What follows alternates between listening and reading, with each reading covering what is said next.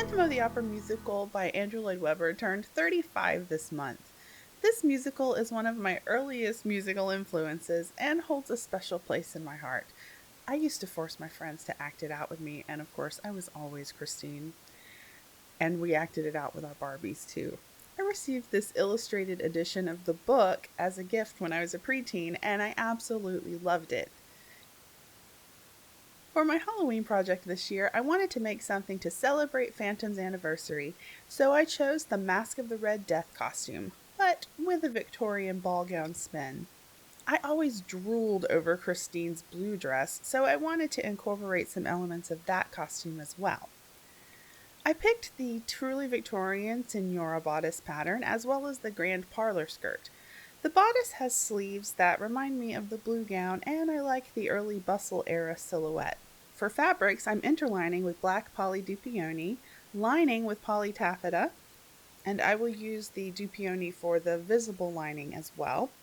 The vest portion of the bodice is black poly brocade, and for the main fabric of the bodice and the skirt, I am using burgundy silk taffeta. Now, it seemed somewhat of a sacrilege to use poly lining and poly stuff with the silk, but it was what I had and in my budget, and I spent all of my budget for this project on the silk. I started with a mock-up of the bodice. Okay, I've got my mock-up done. Just used some pink poly broadcloth, and I think it's a pretty good fit. Oh, I lost a pen somewhere. Well, I'm sure I'll find it. Or you can't come in. I just cut out the biggest size, and I didn't make any alterations at all.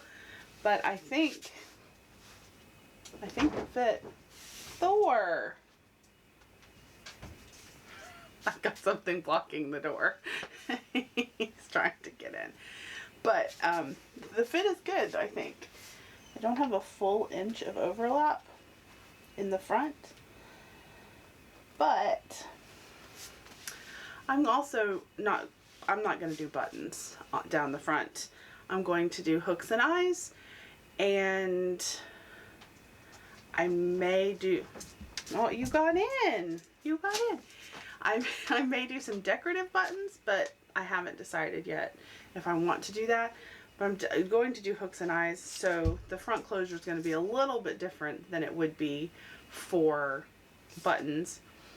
So I think I can get away with not having that the inch of overlap in the front. But the only thing fit-wise that I'm not sure about is it's a little wide here at the top. So I think I'm just going to take that out just a little bit. No, I don't know. Will this mark on this? Maybe. Because it feels tight across the top of my shoulders there. And so I think I'm just going to make that a little bit smaller. But other than that, I don't think I'm going to make any alterations. Of course, I didn't cut out the full side, back, and back pieces because they're long and they are like pleated up. But we're good to go, I think. It's one thing I do love about Truly Victorian patterns. And I know not everyone has this same issue, but almost every pattern that I make, I have to do alterations, size, and that's true of most people. There are very few people who just perfectly fit a pattern right out of the gate. So it's not unusual to have to do alterations. So in case you get discouraged by that, don't be, because it's normal. You don't get discouraged either, Thor. I know, now you want to leave, but you can't. But, you know, you're going to have to do alterations at some point to some patterns. But with Truly Victorian, I find that I don't really have to do much, which I really appreciate. So, yay! After I was satisfied with the fit, I cut out all of my bodice pieces, interlining, lining, visible lining, and fashion fabrics. It was a lot of cutting. Before I started assembly on the bodice, I flatlined all of the fashion fabric pieces with the interlining. This will give the fashion fabric a sturdy base. Time for a visit from Loki and Thor!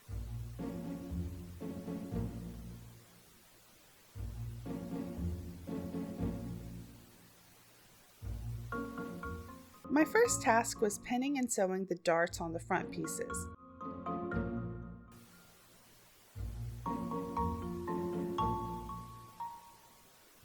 As always, I knotted the thread at the dart points rather than backstitching. Next, I pinned and sewed the sides to the fronts.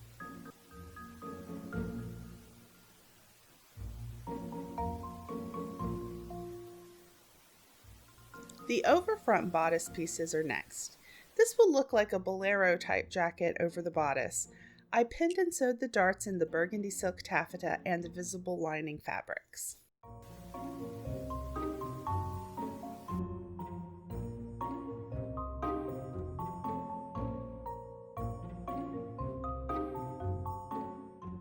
Now for the overside pieces.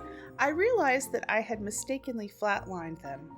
Not a huge deal, I just cut additional lining pieces and it won't add much bulk to the finished garment. Then I pinned and sewed the overfronts and overfront linings right sides together.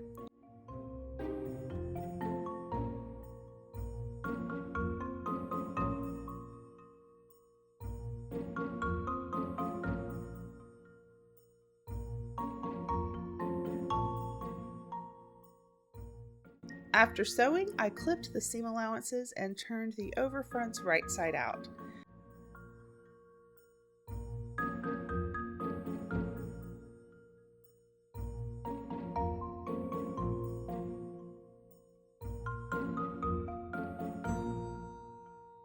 The overfronts are laid on top of the fronts and sewn together at the shoulder seams and sides.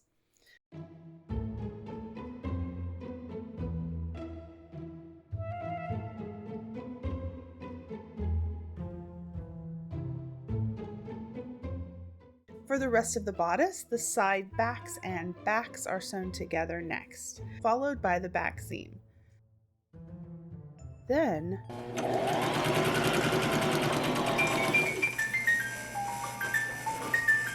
is it the Phantom?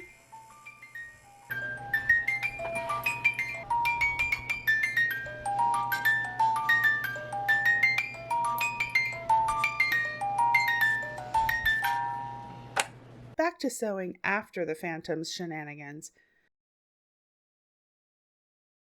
Alright, I'm making good progress on my Red Death costume, and I'm taking a little break from the bodice and I'm going to work on the skirt. I think today before work I'm just going to get the pattern cut out and then that's about it. Pattern measurements were about 4 inches too small in the hips, so I added some extra width to the front piece and the side pieces. I got my skirt cut out and had just enough fabric, maybe a 1/4 yard left. Also, it has a pocket. I zigzagged all of the skirt panel seam edges. Hercules came to offer encouragement and steal thimbles. I got to work attaching all of the skirt seams together.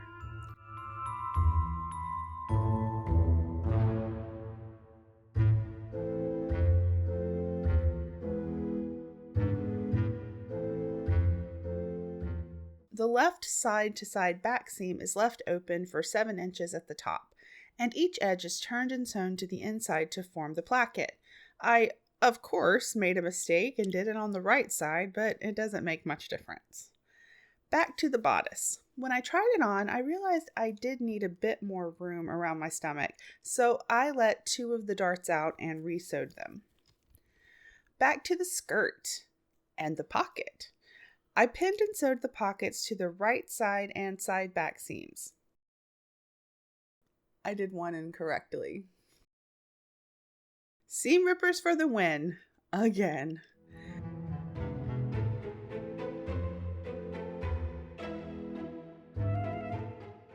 Back on track, pinning the sides to side backs.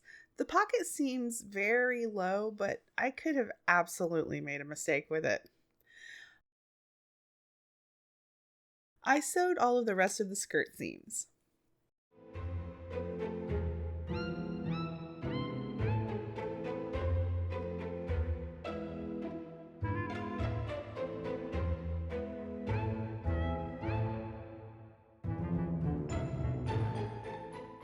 I put the skirt on Freya to figure out pleating for the back of the skirt.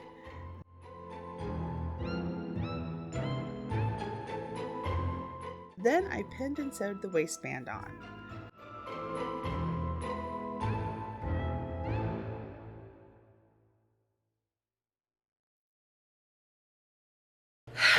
So I just sewed my waistband on the wrong side.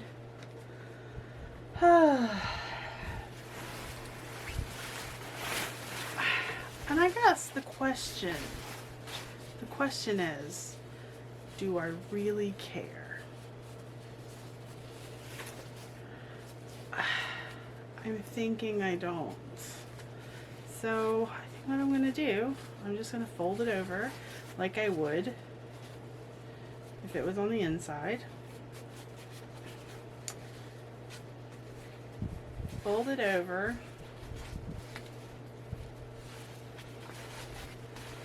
And just sew it down and have visible stitches.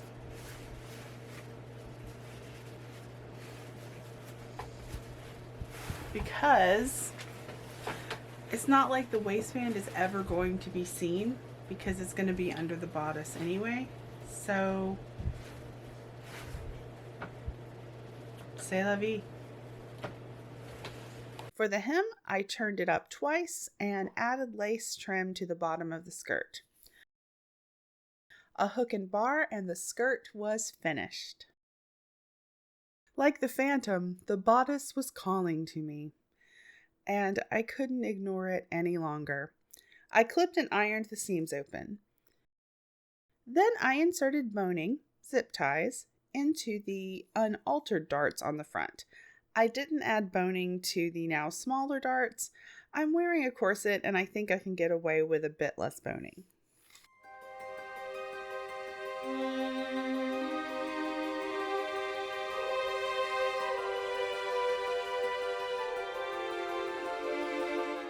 Lucius needed attention, so I obliged. Then it was time to attach the bodice lining to the bodice. The lining is assembled in the same way as the bodice. I also didn't use the extra visible lining pieces because the lining is fine to be seen and I was tired and impatient. I turned it right sides out after clipping the seam allowances. Lucius helped. Then I turned my mind to trim for a bit. I wanted to evoke some of the opulence of the original stage costume, so I chose this gold lace and added burgundy velvet ribbon for the neckline of the bodice. Sleeves. I did end up having sleeveless, mostly due to me being tired when I was putting them together. I pinned and sewed the upper and undersleeve pieces in the silk and lining materials.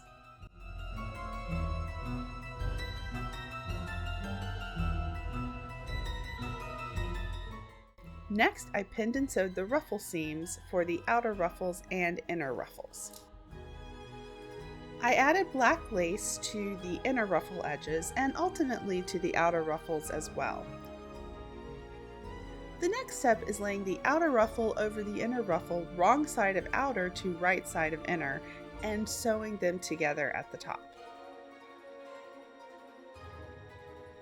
Now to fit the ruffles into the sleeves. The ruffles are gathered to fit.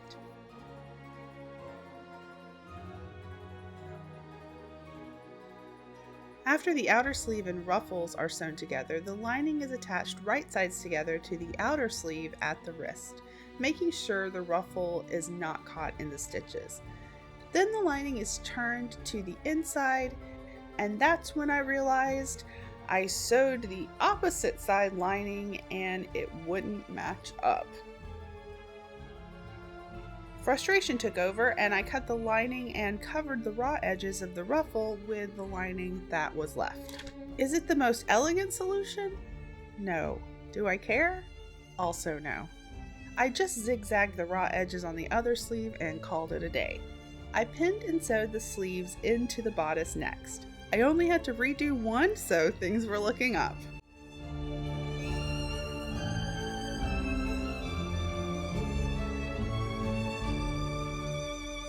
Finally, I sewed the trim onto the bodice neckline and finished up with hooks and eyes to close.